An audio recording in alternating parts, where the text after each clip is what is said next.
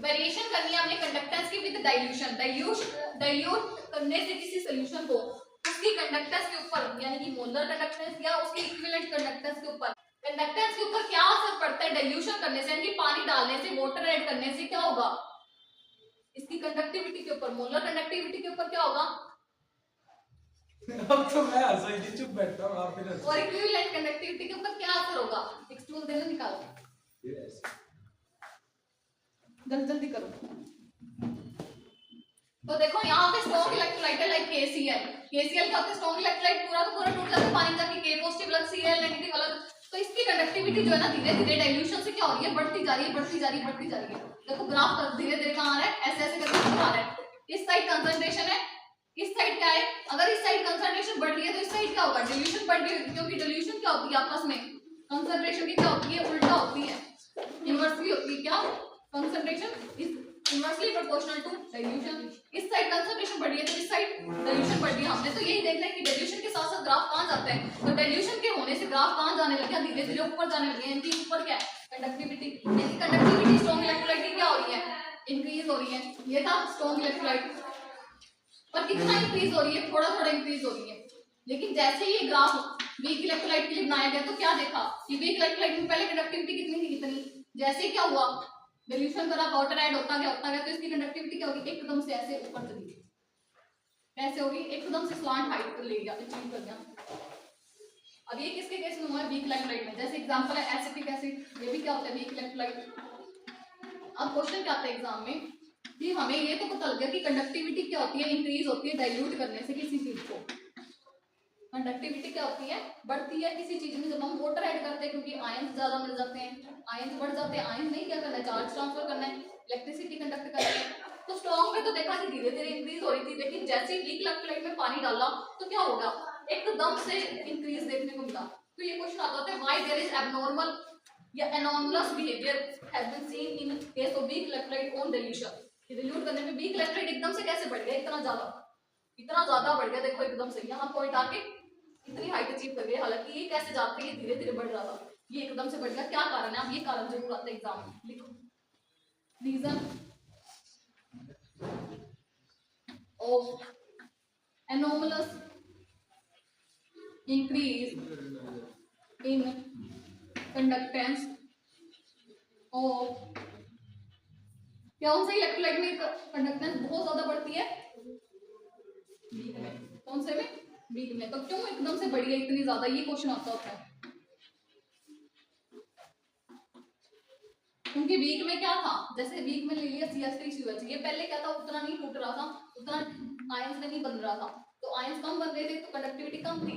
जैसे ही पानी डाला तो ये क्या हो गया, ज्यादा टूटने लग गया। कोई चीज पहले नहीं टूट पा रही थी, ज्यादा पानी डाला क्या वो ज्यादा टूट रही है, तो ज्यादा टूटने से क्या हुआ, डिसोसिएशन बढ़ गई। डिसोसिएशन बढ़ गई तो क्या हो गया, नए नए आयंस बनने लगे। जो आयन पहले नहीं टूट पा रहे थे, अब वो भी आयन क्या हो गए, टूटने लगे और नए आयंस में बन गए। तो new ions are forming.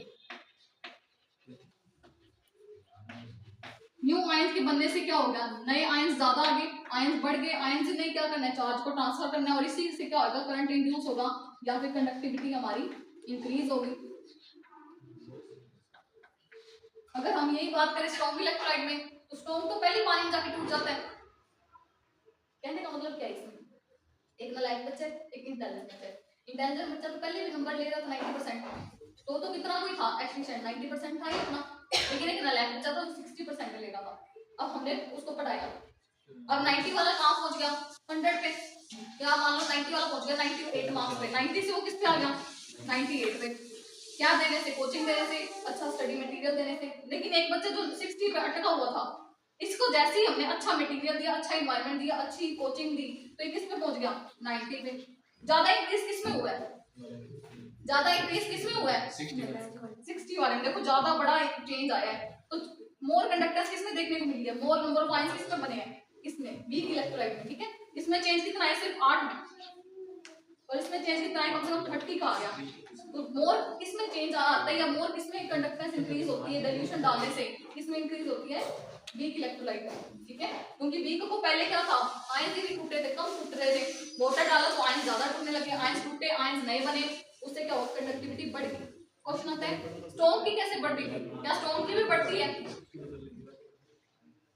Dilution करने से स्ट्रॉन्ग की बढ़ती है कंडक्टिविटी, स्ट्रॉन्ग की भी बढ़ती है। क्यों बढ़ती है? स्ट्रॉन्ग तो पहले भी टूट रहा था, अब भी टूट रहा है। वाटर डालने से क्या होता है स्ट्रॉन्ग इलेक्ट्रोलाइट में? देखो अब NaCl है हमारे पास या KCl है, ये पहले भी क्या हो रहा था, उतना ही टूट रहा था। KCl किसमें ब्रेक हो रहा था? K पॉजिटिव में, Cl नेगेटिव में। NaCl किसमें ब्रेक हो रहा था? Na पॉजिटिव में, Cl नेगेटिव में। यानी ये तो पहले भी टूट रहा था, लेकिन जैसे हमने इसमें वाटर ऐड किया तो कंडक्टिविटी बढ़ क्यों गई? कंडक्टिविटी इसमें इसलिए बढ़ गई धीरे धीरे क्योंकि अब आयन तो नए नए नहीं बन रहे। आयन तो सिर्फ नए किसमें बन रहे हैं? वीक वाले में, स्ट्रॉन्ग वाले में नए आयन तो नहीं बने, लेकिन डिस्टेंस बिटवीन द आयंस क्या हो गया? इंक्रीज हो जाता है, जिससे कंडक्टिविटी ओवरऑल बढ़ जाती है। तो यहाँ पे लिखो, यहाँ पे कंडक्टिविटी क्यों बढ़ी? Because distance between ions become greater, distance between ions increases. Ions के बीच का डिस्टेंस बढ़ गया, वो ज्यादा फास्ट इधर उधर मूव करने लगे, उससे ज्यादा कंडक्टिविटी बढ़ गई। वीक में क्यों कंडक्टिविटी बढ़ी थी? क्योंकि जो आयन पहले नहीं टूट पा रहा था वो भी टूटने लग गया, उससे क्या हुआ? नए आयन बने, न्यू आयन बने, तो एकदम से कंडक्टिविटी बढ़ गई। जो पहले धीरे धीरे थी एकदम से कंडक्टिविटी बढ़ गई, क्योंकि डिल्यूशन डालने से क्या हुआ? इसमें न्यू आयन बने, यहाँ पे न्यू आयन बने, इसलिए कंडक्टिविटी बढ़ी है। वहां पे क्या हुआ है? वहां पे तो आयन तो पहले से बने हुए थे, लेकिन डिस्टेंस बिटवीन आयन क्या हो गया? इंक्रीज हो गया, इसलिए कंडक्टिविटी बढ़ी है। तो ये ग्राफ आता होता है स्ट्रॉन्ग और वीक इलेक्ट्रोलाइट में डिल्यूशन के साथ क्या असर होता है? कंडक्टिविटी के ऊपर, मोलर कंडक्टिविटी के ऊपर, इक्विवेलेंट कंडक्टिविटी के ऊपर। ठीक है, वीक में क्यों बढ़ा? वीक में कंडक्टिविटी क्यों बढ़ी? वीक इलेक्ट्रोलाइट क्यों कंडक्टिविटी इंक्रीज करता है डिल्यूशन करने पे? बताओ। न्यू आयंस बनने लग जाते हैं जो पहले नहीं बन रहे थे। जो बच्चा पहले नहीं पढ़ पा रहा था उसको जैसे अच्छे रिसोर्सेज मिले, अच्छा टीचर मिला, उसको मोटिवेट कर रहे हो तो वो पढ़ने लग गया। ठीक है, तो उसकी कंडक्टिविटी बढ़ गई। स्ट्रॉन्ग वाला तो पहले से पढ़ ही जा रहा था, पहले से अच्छा था पढ़ाई में, उसकी कैसे कंडक्टिविटी बढ़ गई? सेपरेशन बिटवीन चार्जेस इंक्रीज होगा, कि जैसे उसकी लाइफ में थोड़ी बहुत कमियां थी, डिस्ट्रैक्शन वगैरह थी, उसने अपनी लाइफ से हटा दी, सेपरेशन बढ़ गया, उससे भी क्या होगा? उसकी कंडक्टिविटी बढ़ गई। नए आयन नहीं बने। क्वेश्चन ये भी आ सकता है न्यू आयन किस केस में बनते हैं डिल्यूशन करने में? तो वीक में न्यू आयन बनते हैं, स्ट्रॉन्ग वाले तो पहले से आयन बन चुके होते हैं जितने बनने हैं।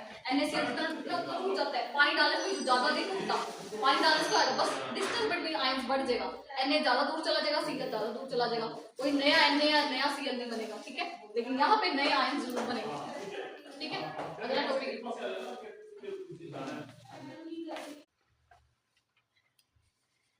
इलेक्ट्रोड पोटेंशियल क्या होता है हमारे पास? बोलो। टेंडेंसी होती है tendency of an electrode to lose or to gain electron. अपन पढ़ा था यहाँ पे क्या होता है? कौन सा इलेक्ट्रोड होता है लेफ्ट साइड पे? Anode. एनोड। एनोड क्या करता है? इलेक्ट्रॉन को लूज करता है। ठीक है, इधर क्या होता है? कैथोड। कैथोड क्या करता है? गेन करता है।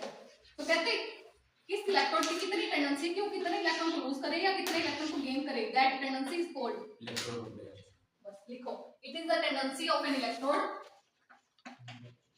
It is the tendency of N electrode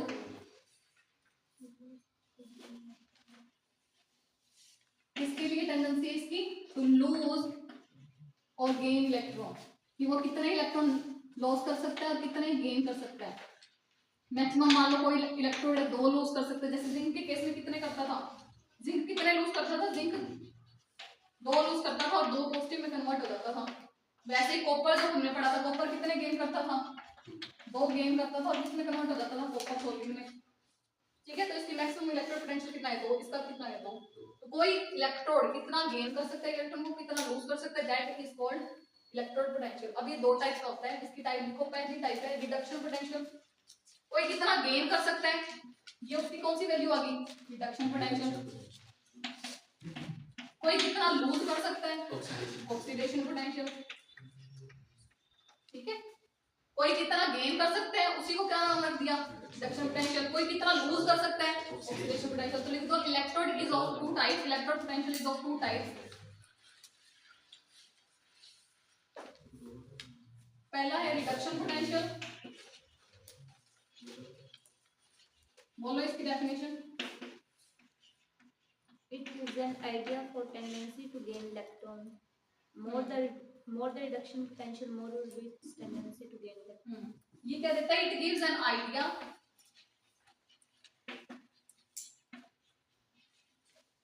4 किसकी आइडिया देता है ये, टेंडेंसी टू गेन इलेक्ट्रॉन की, कितना इलेक्ट्रॉन गेन कर सकता है maximum, tendency to gain electron, कोई इलेक्ट्रोड कितना इलेक्ट्रॉन्स को गेन कर सकता है उसकी टेंडेंसी कौन बताता है, रिडक्शन पोटेंशियल। किसी इलेक्ट्रोड का जितना ज्यादा रिडक्शन पोटेंशियल होगा, more the reduction potential more will be the tendency to gain electron. Similarly दूसरा देखो, जैसे मान लो हमारे पास है जिंक, 2 पॉजिटिव से जिंक बन रहा है, रिड्यूस हो रहा है ना 2 से 0 पे, इसका इलेक्ट्रोड पोटेंशियल दिया -0.76 वोल्ट। निकल 2 पॉजिटिव से निकल पे जा रहा है, इसका इलेक्ट्रोड पोटेंशियल दिया हमें -0.25 वोल्ट। कॉपर 2 पॉजिटिव से कॉपर पे आ रहा है, इसका इलेक्ट्रोड पोटेंशियल दिया प्लस का 3.4 वोल्ट। अब बताओ सबसे ज्यादा रिडक्शन पोटेंशियल किसका, और कौन सबसे ज्यादा टेंडेंसी दिखाएगा इलेक्ट्रॉन को गेन करने की।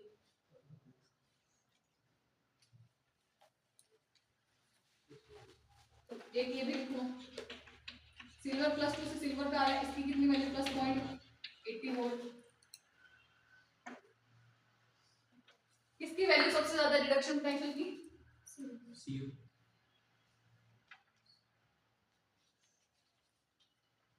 0.34 है यहाँ पे। 0 अब बताओ इसकी वैल्यू सबसे ज्यादा रिडक्शन, क्या ये रिडक्शन पोटेंशियल की वैल्यू कैसे पता लगा। हर में देखो 2 पॉजिटिव से 0 पे आ रहा है, रिड्यूस ही हो रहा है ना, स्टेट और चार्ज क्या हो रहा है, कम हो रहा है ना, कम होना ही रिडक्शन। तो रिडक्शन पोटेंशियल किसका सबसे ज्यादा है, सिल्वर का। सिल्वर का सबसे ज्यादा रिडक्शन पोटेंशियल, तो सिल्वर क्या दिखाएगा, मैक्सिमम टेंडेंसी दिखाएगा to gain electron, it will show maximum tendency to gain electron. ठीक है, तो एमसीक्यू आ जाए, 3-4 इलेक्ट्रोड दिए हों, जिसकी रिडक्शन पोटेंशियल की वैल्यू जितनी ज्यादा हो उतना ज्यादा क्या दिखाएगा, गेन करने की टेंडेंसी दिखाएगा। सिमिलरली लिखो ऑक्सीडेशन पोटेंशियल का होता है, it gives an idea about tendency to lose electron.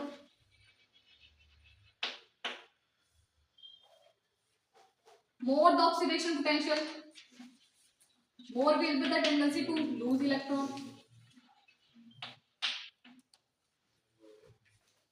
अब देखो इसी का अगर मैंने ऑक्सीडेशन पोटेंशियल बनाना है तो कैसे बनाएंगे, पहले हाँ Zn से Zn2 पॉजिटिव, और इसकी वैल्यू क्या हो जाएगी माइनस थी, अब क्या हो जाएगी प्लस का 0.76 वोल्ट। ऐसे ही इसमें कैसे बनाएंगे, निकल से निकल 2 पॉजिटिव, ये ऑक्सीडेशन हो रहा है ना, 0 से 2 पे जा रहा है, इसकी वैल्यू क्या हो जाएगी प्लस का 0.25 वोल्ट। मान लो सिमिलरली के सारे ऐसे लिखे हैं, तो मैक्सिमम ऑक्सीडेशन पोटेंशियल किसका है, बताओ किसका है, इसकी वैल्यू तो भी तो उल्टी हो जाएगी ना, -0.34 आ जाएगा, 0.80 वोल्ट आ जाएगा, किसका कॉपर का, यहाँ पे जिंक का। सबसे ज्यादा वैल्यू किसकी आएगी, सबसे ज्यादा वैल्यू किसकी है, जिंक की। Zinc has maximum oxidation potential, so zinc will show maximum tendency to lose electron. ठीक है,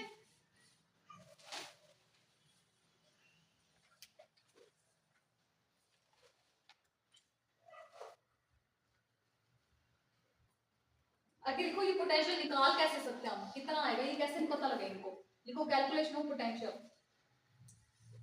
लिखो it is very easy to calculate cell potential.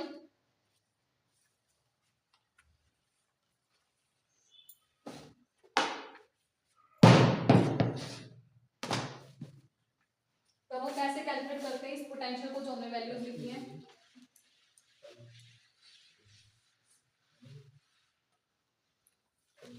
Calculation of potential,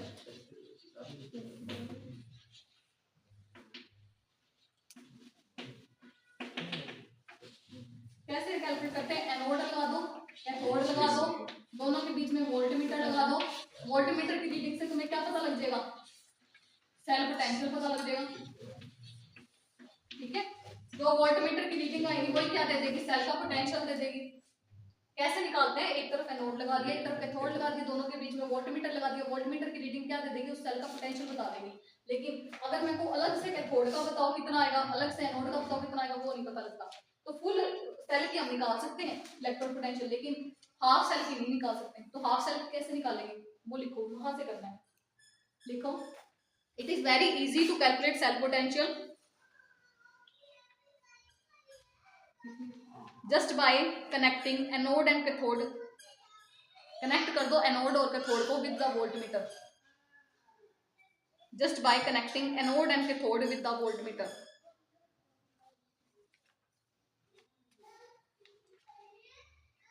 जो वोल्टमीटर की रीडिंग आएगी वही क्या निकलेगा, इनोड सेल निकल जाएगा। लेकिन it is difficult to calculate single electrode potential. अकेला कैथोड का नहीं निकाल सकते, अकेला एनोड का नहीं निकाल सकते। लिखो it is difficult to calculate single electrode potential because half cell reaction do not अकर।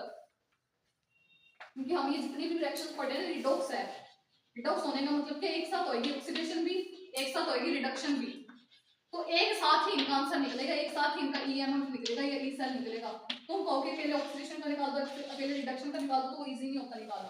तो कैसे निकाला जाता है, इसके लिए एक डिवाइस यूज होता है जिसका नाम है SHE। 2 मार्क्स में आता होता है। लिखो आगे हेडिंग डालो SHE, standard hydrogen electrode.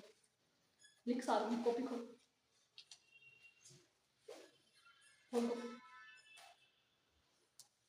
SHE for this a device called SHE is used।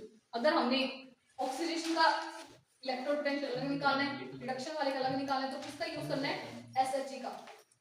SHE कैसे काम करता है, लिखो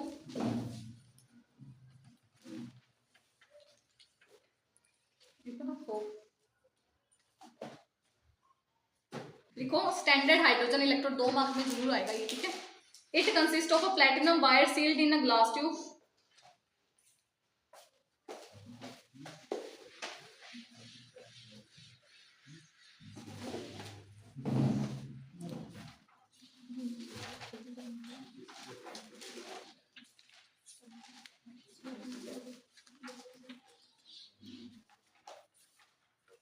Platinum wire is sealed in a glass tube.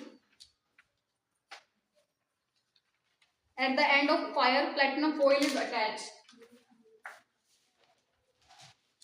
End of Wire, platinum foil is attached. ये platinum का foil लगा होता है।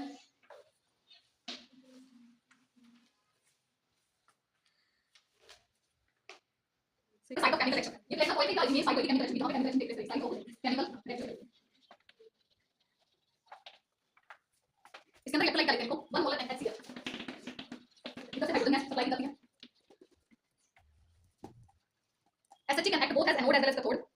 अब ये SHE बनाया है, ये किसकी तरह काम करेगा, दोनों की तरह, एनोड की तरह भी और कैथोड की तरह भी। और इसका वोल्ट पोटेंशियल कितना है, इस पोटेंशियल स्टेटमेंट में 0 वोल्ट निकालना है, 0 वोल्ट। अब देखो जब हम ऑक्सीडेशन का हाफ सेल निकाली है, पोटेंशियल निकालना है जिंक का, ठीक है। जिंक का निकालना है अकेले का, दोनों का नहीं निकालना। अकेले जिंक का निकालना है रिडक्शन पोटेंशियल। तो कैसे निकलेगा, एक तरफ क्या लेंगे, एक हिस्से में जिंक ले लेंगे, जिंक की रॉड ले लेंगे, जिंक सल्फेट से मिक्स करेंगे। एक तरफ क्या ले लेंगे, SHE ले लेंगे 1 मोलर HCl में। अब जिंक तो किसकी तरह काम करेगा, एनोड की तरह। इलेक्ट्रॉन को क्या करेगा, लूज करेगा और किसमें कन्वर्ट हो जाएगा, जिंक 2 पॉजिटिव में। इस तरफ SHE किसकी तरह बिहेव कर सकती है, दोनों की तरह। तो फिलहाल हमें एनोड तो पता ही है, तो ये किसकी तरह बिहेव करेगी, कैथोड की तरह। यानी जैसे रिक्वायरमेंट है ये वैसा का वैसा बिहेव करने लग जाती है। हमने ऑक्सीडेशन निकाली है, एनोड हाफ सेल रिएक्शन निकालनी है, उस टाइम पे कैथोड का काम करेगी। अगली बार जब कॉपर की निकाल रहे होंगे उसी टाइम पे ये एनोड का भी काम कर दी होगी। यानी कि आधा हमें हमारे पास है, आधा दूसरा किससे मिल जाएगा, SHE से मिल जाएगा। जब इनका टोटल पोटेंशियल निकालेंगे, इसका मान लो पोटेंशियल आता है -0.76, इसका कितना आता है, इसका तो अरबर कितना ले लें 0 वोल्ट। तो दोनों को ऐड करके क्या आ जाता होता है, इनोड सेल कितना आएगा total, inode cathode minus inode anode, यही होता फॉर्मूला। कैथोड पे कितना है 0 वोल्ट, एनोड पे कितना है -0.76, तो कंप्लीट करके कितना आ जाता है 0.76 वोल्ट आ जाता है। अब आ गया ना हाफ सेल रिएक्शन का भी इलेक्ट्रोड पोटेंशियल, पहले नहीं आता था, पहले नहीं निकाल पा रहे थे अलग अलग का, लेकिन SHE लगाया तो क्या हो गया, SHE एज अ जब एनोड की जरूरत है तो एनोड की तरह काम करने लगा, कैथोड की जरूरत है तो कैथोड की तरह काम करने लगा। लेना तो इसका पोटेंशियल कितना है 0 वोल्ट, ठीक है। तो इसकी मदद से हमने क्या कर दिया, ई सेल निकाल दिया अकेले, एक हाफ सेल रिएक्शन का इलेक्ट्रोड निकाल दिया इसका, ठीक है, रिडक्शन पोटेंशियल निकाल दिया।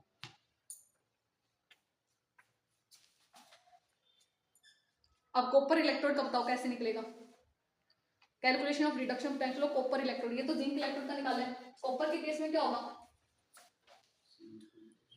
इधर कॉपर ले लेंगे, कॉपर की रॉड, नीचे क्या लेंगे कॉपर सल्फेट, किसकी तरह काम करेगा, कैथोड की तरह। कैथोड पे क्या होता है, कॉपर 2 पॉजिटिव इलेक्ट्रॉन को गेन करके कॉपर में कन्वर्ट हो जाएगा। और यहाँ पे क्या ले लेंगे, SHE ले लेंगे, किसकी तरह बिहेव करेगी, एनोड की तरह, ठीक है, एनोड की तरह बिहेव करेगी। ये किसकी तरह काम करेगा, कैथोड की तरह। इसका पोटेंशियल होगा -0.44 वोल्ट, इसका 0 वोल्ट, दोनों को ऐड करके सेल पोटेंशियल आ जाएगा। लेकिन जहाँ पे कोई साथी नहीं है वहाँ पे हम SHE को अपना साथी मान के उसके इलेक्ट्रो पोटेंशियल निकाल लेते हैं, क्योंकि इसका वोल्ट तो कितना होता है, 0 होता है तो कोई फर्क भी नहीं पड़ता। कोई चेंज आया आंसर में? चेंज नहीं आया ना, बस निशान बदल जाते हैं और हमारा इलेक्ट्रो पोटेंशियल आ जाता है। इसमें तो नहीं बच रही हो -0.4 पर ही तो। कॉपर के केस में था, इसकी वैल्यू 0.34 थी, ठीक है, और वो सेम ही रहती है, प्लस 0.34 ही रहती है।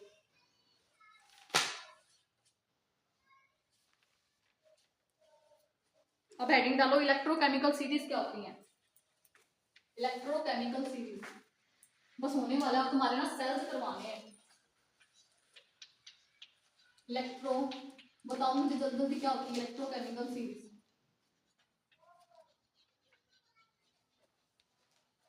बोलो डेफिनेशन।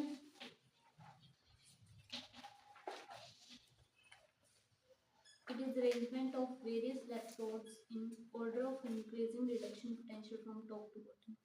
अरेंजमेंट है अलग अलग इलेक्ट्रोड की, किस तरीके से? Increasing reduction potential from top to bottom, ठीक है, तो लिखो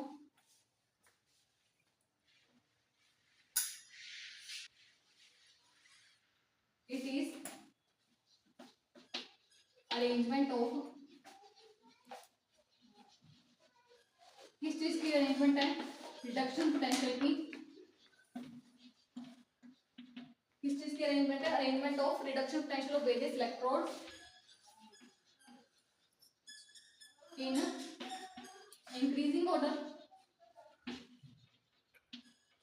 इंक्रीजिंग ऑर्डर में कहां से कहां तक? From top to bottom.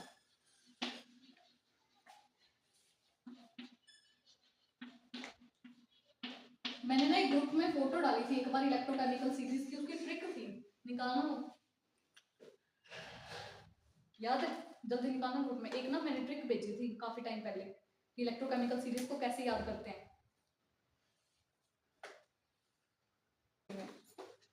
सबसे पहले लिखो लिथियम, लिथियम पॉजिटिव से लिथियम, अगली बार सोडियम पॉजिटिव से सोडियम, Mg2 पॉजिटिव से Mg, लिथियम पॉजिटिव से लिथियम, रिडक्शन पोटेंशियल बनाना है ना।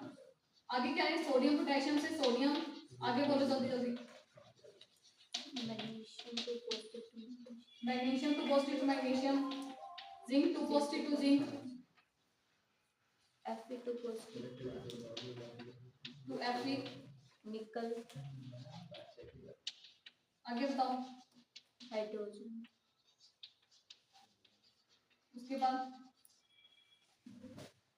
copper, बोलो बोलो। copper, silver, मैंने तो बनाई है ट्रिक। L4 किसी लड़की का नाम बताओ। लीजा। हाँ चल ठीक है। लीजा। या फिर मैंने बनाई थी H को ऊपर मार के, हालांकि H नीचे आता है, H को ऊपर मार के, ठीक है। हाँ। हलीना मांगे जान फिर क्यों, फिर नहीं दी, बनी। हलीना मांगे जान फिर नहीं, फिर नहीं, क्यों आग,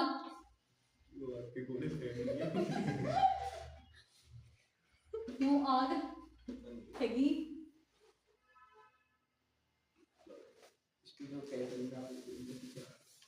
जाओ बेटा।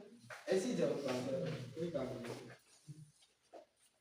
क्यों चुप इधर ही टाइप चल रही है।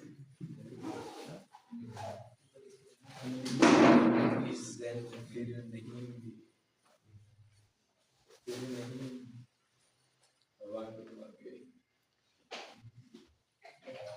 क्या लिखा था? क्यों सही है, निकल गया। क्यों आग थैंक यू। ठगी, हैं?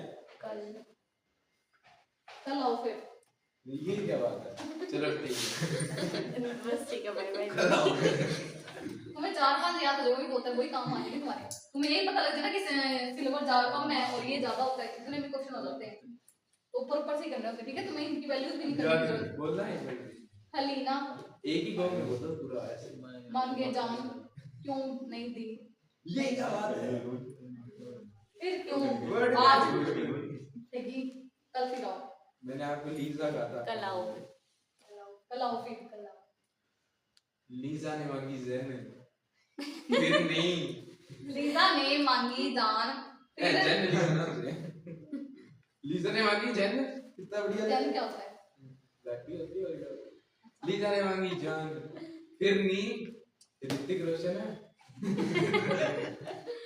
फिर निशा, फिर भी ऋतिक रोशन नहीं थी फिर नेहा, ऐसे नहीं है कहां से मैच कर गई तो लोग इतना आखिर हो गए।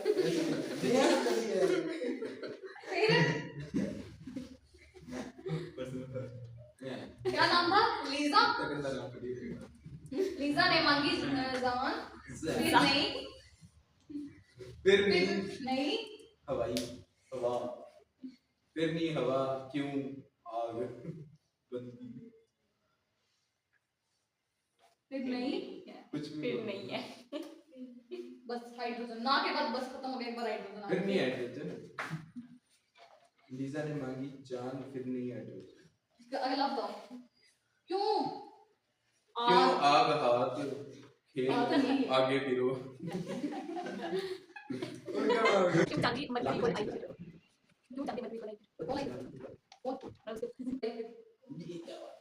ठीक है तो तो क्या नाम था? लीजा। लीजा नाम दस मेरा वैसे। तो लीना ने मांगी जान फिर नहीं दी। लीना कैसे बन गया वो बस पहले से ही वो लास्ट वाला स्टार्टिंग में लगा हाँ, फिर नहीं दी।